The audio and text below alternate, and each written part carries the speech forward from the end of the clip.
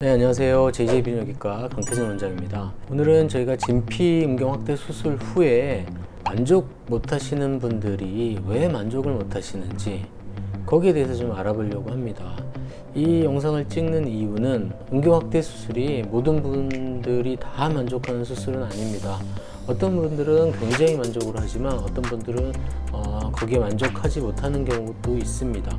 그럼 왜 어떤 경우에 불만족을 가지게 되는지에 대해서 알게 되면 이 수술이 나에게 맞는지, 내가 이 수술을 선택해야 하는지, 선택하고 수술을 받았을 때 만족할 수 있을지에 대해서 미리 예측이 가능하기 때문에 이 영상을 찍게 되었습니다. 첫 번째는 제한된 음경 확대의 효과에 대해서 만족하지 못하는 분들이 있습니다. 그게 무슨 얘기냐면 진피 음경 확대는 허가받고 인체 내 삽입이 가능한 진피만 수술에 사용할 수가 있습니다. 그래서 그 사이즈나 크기가 제한적입니다. 가로 세로 사이즈뿐만 아니라 두께도 제한적인데 시중에 나와 있는 진피 중에서 4mm 정도의 두께가 가장 두껍습니다. 그러니까 음경 확대를 하고 생착이 완료됐을 때도 4mm에서 5mm 정도 확대되는 게 최대의 두께라고 할 수 있습니다. 이 4mm에서 5mm라는 게 생각하기에 따라 어떤 분들은 굉장히 만족하는 경우도 있고요. 어떤 분들은 거기에 대해서 만족 못하는 경우가 있습니다. 그렇기 때문에 이 제한된 음경 확대의 효과에 대해서 불만족하는 경우가 있을 수 있습니다. 두 번째 경우는 턱짐 현상에 대해서도 불만족을 가지시는 분들이 가끔 있습니다.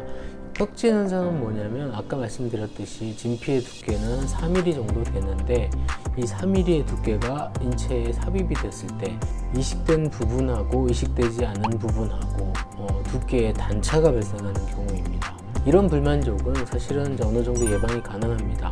진피를 삽입하기 전에 단차가 있는 부분을 저희가 가공을 해서 이식을 하게 되면은 이 턱짐 현상을 현저하게 줄일 수가 있고, 또 다소 턱짐 현상이 있다 하더라도 이게 생착되는 과정에서 대부분 완화가 되기 때문에 시간이 지나면서 어느 정도 해결이 되는 문제입니다.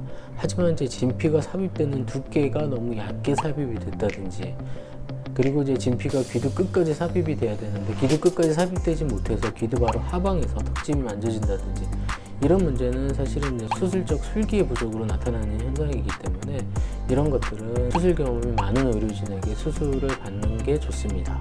세 번째 불만족은 진피가 인체 내에 생착이 진행되면서 처음엔 좀 딱딱하게 이물감이 좀 느껴지다가 생착이 완료가 되면 굉장히 부드러워집니다. 근데 이 생착이 지연이 되면서 이 딱딱한 이물감이 오래가는 경우가 있을 수 있습니다. 이런 경우는 흔한 불만족의 원인은 아니지만 개인에 따라서 생착이 아주 늦는 경우에는 불만족의 원인이 될 수가 있습니다.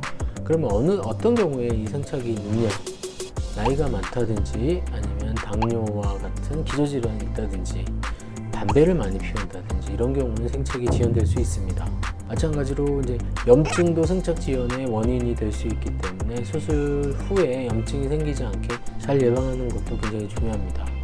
마지막으로 발기통이 수술 후에 불만족의 원인이 되기도 합니다. 하지만 발기통은 대개 어떤 문제가 없으면 초기에 있는 증상이고 생착이 진행되면서 대부분 없어집니다. 짧게는 한 일주일이면 없어지고 길게 가도 한 4주면 없어지는 부작용이기 때문에 이 부분은 시간이 지나면서 좋아집니다. 하지만 이제 발기통이 이제 8주, 12주, 이제 2달, 3달까지 계속 지속이 된다. 그건 혹시 염증이 있지는 않는지 그건 한번 의심을 해봐야 되는 불만족입니다.